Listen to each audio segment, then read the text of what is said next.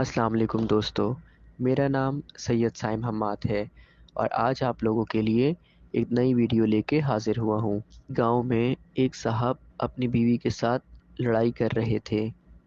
लड़ाई अभी ख़त्म नहीं हुई थी कि अचानक उनके घर पे मेहमान आ गया। वो साहब उस मेहमान को अपनी बैठक में ले गए और बैठक में बिठाने के बाद अपनी बीवी के पास आए और कहने लगे, मेहमान के लिए खाना बना दो। बीवी बहुत ज़्यादा गुस्से में थी।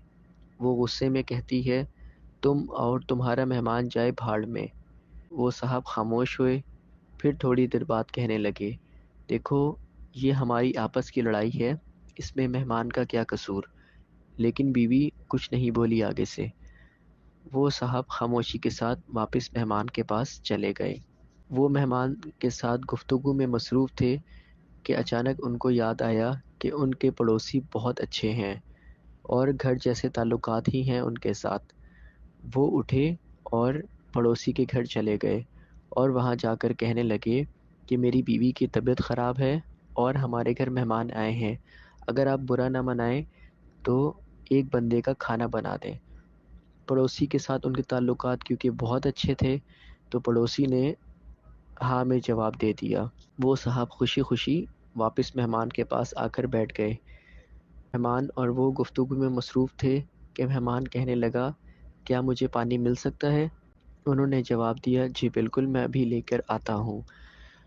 वो जब बैठक से वापसी की तरफ किचन में जाने लगे, तो उन्होंने देखा कि उनकी बीवी रो रही है। वो अपनी बीवी के पास गए और रोने की वजह पूछी, तो बीवी बस ये कहने लगी, मुझे माफ़ कर दें। इस पर उन्होंने कहा, बताओ तो सही हुआ क्या है? और बीवी उनको देखकर और तेज़ रोना शुरू हो गई। वो पूछते रहे कि ये तो बताओ हुआ क्या है? लेकिन बीवी कुछ नहीं बोली और रोई जा रही थी और कह रही थी कि बस आप मुझे माफ़ कर दें, मुझसे बहुत बड़ी गलती हो गई। उन्होंने बीवी को कहा, चलो मैं तुम्हें माफ़ करता हूँ, लेकिन ये तो बताओ हुआ क्या है? बीवी कहती, पहले आप मुझे कहें कि मैंने तुम्हें माफ़ कर दिया, उसके बाद मैं बताऊँगी। बहरहाल उन्होंने कहा, चलो मैंने तुम्हें माफ़ कर दिया, अब बताओ हुआ क्या है, बात क्या है? इसके बीवी कहने लगी, जब मैंने आपको मेहमान का खाना बनाने से इनकार कर दिया था, तो मैं किचन की तरफ जाने लगी।